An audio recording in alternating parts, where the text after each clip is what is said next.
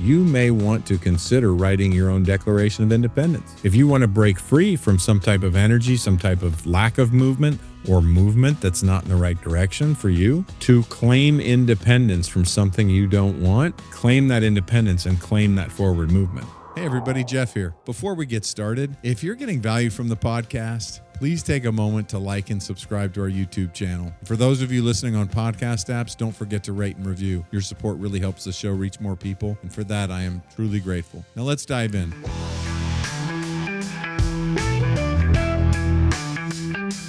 Welcome to The Point with Jeff Spikes. Hello, and welcome to The Point. It's exciting to be here. It's been a week of incredible breakthroughs and incredible insights. It's something that you might have felt for yourself. You might have seen it in others.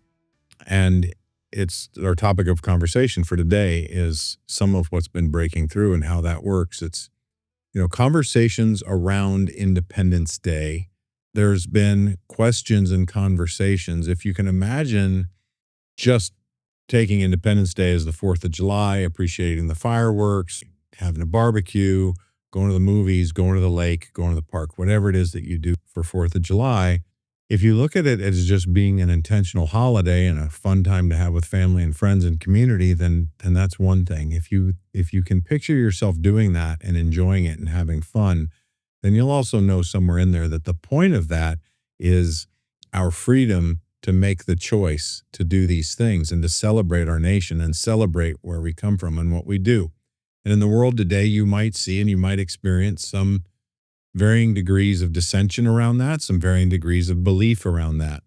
But there's a couple of things that have come out of this year's conversations around Independence Day that you can consider that might speak to where we're coming from and where we're going and the choice that you have to make a difference for yourself in the world and for the others around you.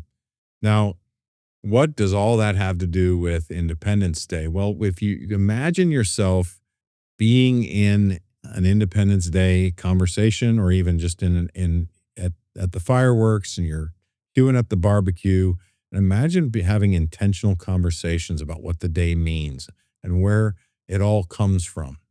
And considering also how to move forward. Success principles, and you hear a lot of people talking about the idea that what got you where you are today is not the skills, the tools, the resources, or the energy that is needed or required for you to move to where you want to go. Now, it's a very solid understanding in business. If you want to be a $50 million company and you're only accustomed to being a $5 million company, that's 10 times growth. It takes very intentional steps and moves and structures and alignments to get that type of growth. And it doesn't happen by mistake. There are specific tools and resources and things that you deploy to get there. So again, how does that tie back? Well, the statement that we're evaluating now is that what got us where we are today won't get us where we're going. One of the other concepts that's worth considering today, and think about this, from the feedback I'm getting, no one's giving this a lot of consideration. So the invitation here is for you to take a lead and join in this venture and in this concept and idea of considering where we're going and how we think about it. There is the most highly successful people in our country and in North America in general are ones that took a visionary action forward and moved towards something that they could see and visualize as something important. And they utilized their strengths. They focused on what they were good at. And this can go back to Ford and to other major corporations that came out of before and during the Industrial Revolution. And people that were studied in this that moved forward and became industry leaders focused on what they were great at, found other people to do what they were great at that leveraged and gave them as a company what they needed. There have been so many changes in the world, and now we have very fast, rapid change. And there's a call to action and to use your imagination to consider where your thought patterns are and where your thinking is and how prepared it is for today, and more specifically, how it's prepared for tomorrow. Because if you're still thinking in the framework of the 1970s, 80s, or 90s, it's already behind.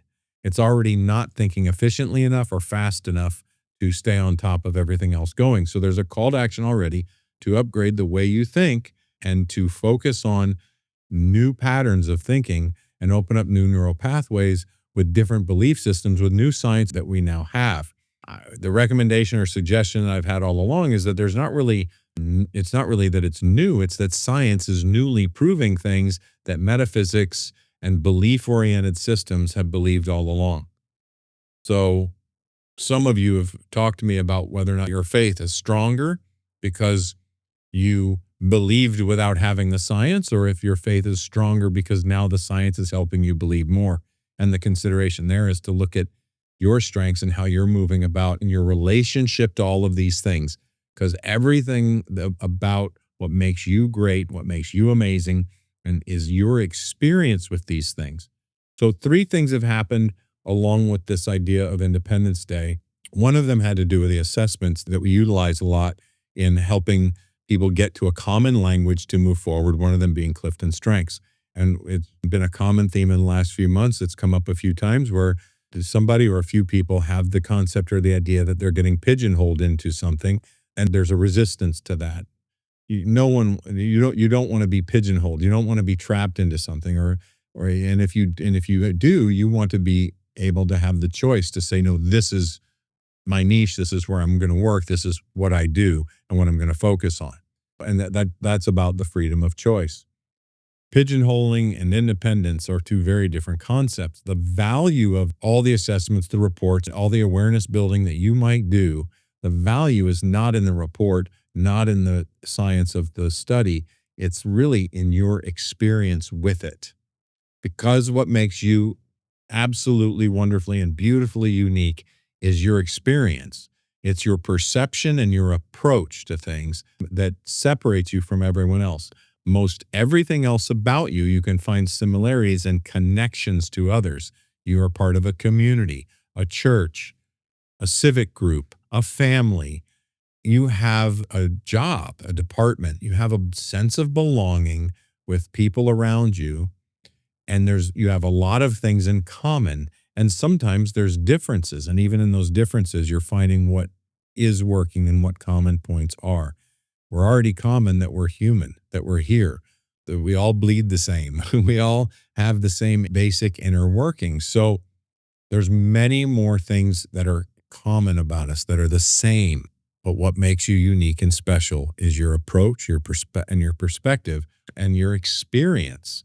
So what brings things alive, what brings these assessments and the information in these assessments alive is your experience with it, your reaction to it, your response, the emotion you had when considering it, whether or not you want to attach it to your personality or disclaim it, all of these things. And there are no wrong answers in experience. That's one of the key elements to this, is that there are no wrong answers in you if you're coming from a place of what your experience is, your perception, or your approach.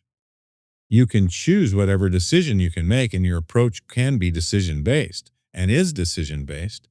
There's a big part of that if you just automate, and that's a choice as well, that you're now in flow and you're not having to consider or worry about being in flow. So another concept that there's been a struggle with or some challenge with, if you can imagine what your experience is with the information that says that there's a great value in learning to be motivated by something you want, something that is forward thinking, that is a result you want to have in the world, versus I'm motivated by what I don't want. Because one is what we call away from motivation, and the other one is toward motivation. And of course, there's a balance involved. There's not a need to be extreme here and say only one or the other works, or you need one in one case and one in the other. A solid balance of both is most beneficial, and learning the balance for you based on how you're wired is a key element in this. Well, there's a resistance in some people, and there's been some comments lately about this idea of motivation where it's like not understanding the concept of the importance of knowing where we're going. Like, wait a minute, I've got 5-year plans. Why isn't that enough? And it's not that it isn't enough. 5-year plans are great. It's that you get to open yourself up to all of the things and use them appropriately. And a really a really good understanding of this is imagine yourself being in the mindset of the 1980s or 90s when there were a lot of people that were talking name it and claim it and create a dream and chase the dream. And there was all these things, and there was a lot of tangible things that were being chased.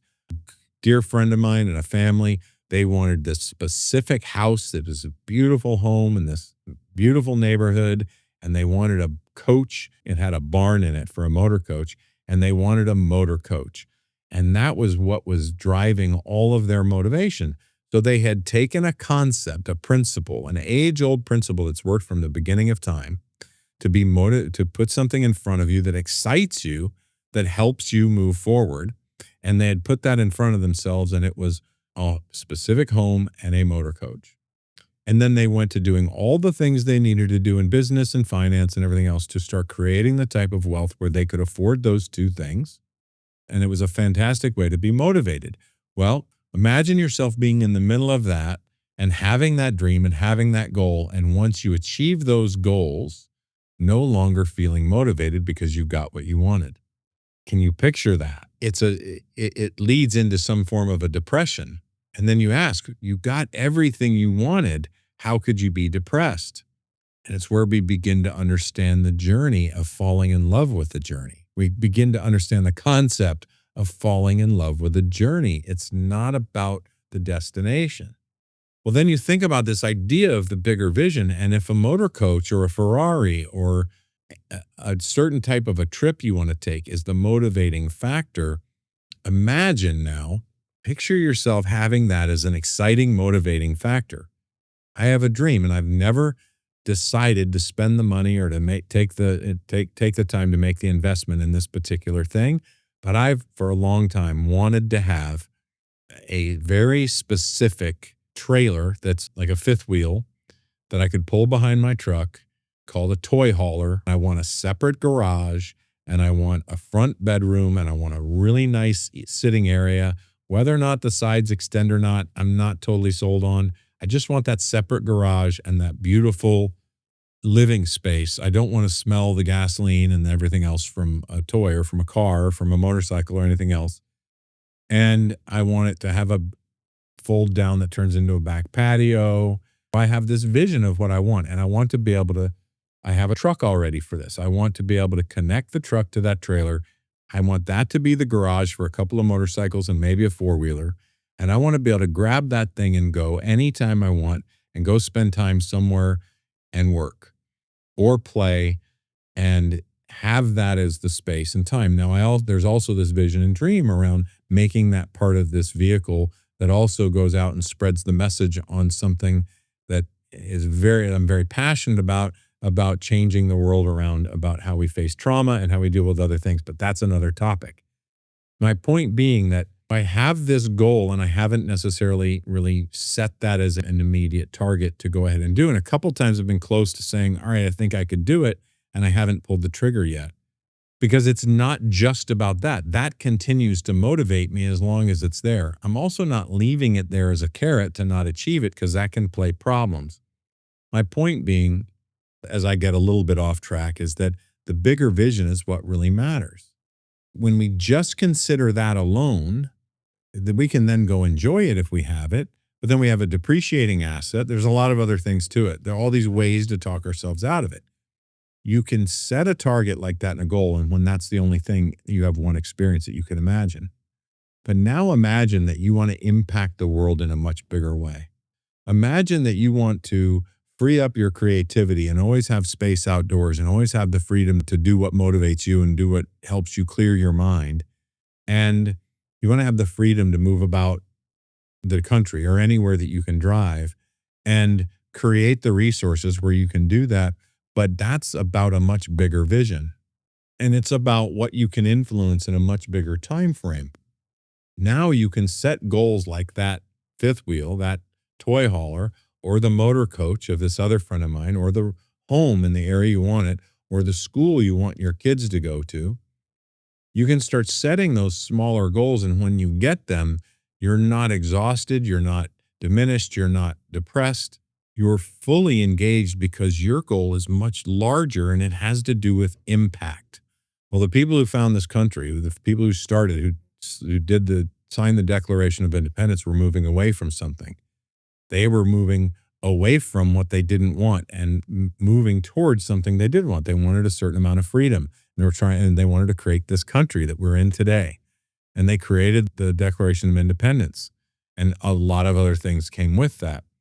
The resistance that we've been hearing and talking about lately about what is the value of moving towards something versus moving away. Independence Day is a wonderful time to consider it because as a culture, this country was standing on the concept of moving away from something that you thought wasn't working well or that you didn't like or that was oppressing you. So everyone that came here and started this, all of the founding fathers of everything were coming here to move away from something that wasn't working. Well, now you look at what was already here and you start getting in all those conversations, it gets even more simple because now you look at some of that movement and people moving away from things they didn't want rather than considering what they want and moving towards it. Some people were forced out of things, but regardless of all of that, what we're really talking about is motivation. So if we're living in a country or if we're living in a continent, in at least in North America, where this all exists because of a moving away from energy, and you look at who's become really successful, there's this people who are visionaries and want something, become successful, the land of opportunity and all those things. So it also attracted people that wanted to leave it behind and move forward towards something. And if you've been sitting here and have become someone who's just motivated by what you don't want anymore, or you find yourself just not motivated, maybe you've just accepted the way it is, and maybe now it's become something entirely different than you thought it even was supposed to be, but you're not a founding father. You weren't part of what created the energy, and now you're just in here. You still get to be a pioneer that gets to create new energy. And to do that, you may want to consider writing your own Declaration of Independence. If you want to break free from some type of energy, some type of lack of movement or movement that's not in the right direction for you, to claim independence from something you don't want and claim that independence and claim that forward movement. Really clarify what it is that you don't want anymore, what it is that you're rejecting and putting behind you, and what it is that makes it capable and possible, and what is it just about like the inalienable rights thing of that and what you believe in. Well, one way to personalize the holiday is to consider what people were seeking when this was created. And instead of doing what they did, you seek what they sought. You can seek what they sought in your own life. You can seek what they sought for a group, for a community, or for the world. We're chasing a couple of really big dreams for the world where we can completely change the conversation about trauma and the energy of people that don't want to be here anymore and that make choices around that. And we are very excited about that. And that's a huge, bigger vision. But again, when you have a huge, giant vision and you're building towards that, you're learning to be motivated by what you can be excited about, moving towards something positive. It changes everything because then you can set smaller motivating goals along the way to learn as a system of reward to help program, help rethink, help open up new neural pathways to get forward faster towards what you want. But the eye-opener of the week was talking to somebody that just wasn't connecting to the idea of why it's not a bad thing to put yourself under extreme pressure to move forward. Move into a place that's more than you can afford and get really uncomfortable, having a hard time paying the bill, and then use that as motivation to get better. That's an extreme case, and not a relative case of what I'm talking about, but it's a possibility and something that we've seen happen. So the key here is that if you're having a difficult time thinking about how that's even important, one of the reasons is you might have become numb to the idea of it because it is an energy. Just the way that all this came about was about moving away from something that we didn't want. And now it's become something and now we're learning to protect it. We're arguing and fighting and working towards new ideas of how to move forward and take care of our own. And things are changing in how we're addressing things in the global marketplace, in the global environment, and really thinking about what's happening in our own backyard. 20 years ago, I had friends of mine and friends of my parents and other people that I knew that were talking about, let's stop sending money everywhere else and taking care of everyone else until we can take care of our neighbors. Right, wrong, or indifferent, that was just the experience they were having and some of the comments I was hearing in that framework. So Independence Day, granted, we're not that it's not Independence Day when you're listening to this, and Independence Day is quite a few weeks behind you, doesn't mean it's not a good idea. Make it personal and consider what it is you want independence from. If you want to have help, some support writing your own framework for your own Declaration of Independence, let us know. We'll send you what we've got. We've got a framework for it. I've done classes. We've coached people through it one-on-one.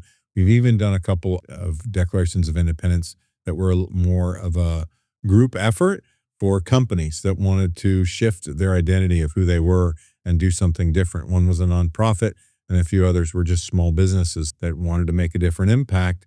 And the leadership team sat down and really considered what they didn't want anymore and what made them the right people to have something different. So make it personal and make the impact you're meant to make. The call to action is to know your extreme greatness and to move forward in the world with it, and not as an egotistical thing, but as one of the most humbling things you'll ever do, because when you're moving forward in your greatest self as an acknowledgement of the greatness in everyone, fully comprehending all of the similarities and connection points that you have that allow you to be of service in your way, then there's a call to action. That there's a responsibility for you to show up in the way that you're meant to, for this world to find its whole place, and for your community and the people around you to find their whole place in the world, and to make a difference and to have a happy life and to impact others. So together we're much more. And the individual is critical in its natural self. And as long as we can begin to help others open that, we stay in a place of humility with doing it for ourselves. So that's the message for today. Claim independence over something that is owning you a little bit more than you like. Make a stand in your own life. Stand with others that are making a stand to do something different and to love differently and serve differently, and upgrade the way you're thinking about things so that you can keep up with the advanced progress. AI's got nothing on the massive capacity of your brain and all that's available in the universe when you look at how you are really connected to things. That is that quantum science that's being studied and has so many forward advancements happening in it. And last but not least, I'd challenge, are they really forward advancements, or are they just proving something that the mystics have known all along? So that's it for now. How far did we make? Oh, 27 minutes. That's pretty good. That's it for now. Make this an amazing week. We'll see you next time. Thank you for joining us for another amazing episode of The Point with me, Jeff Spikes. Please visit jeffspikes.com for everything you would need to know to engage with me offline. And lastly, thank you for your time, your attention, and your consideration. This is The Point.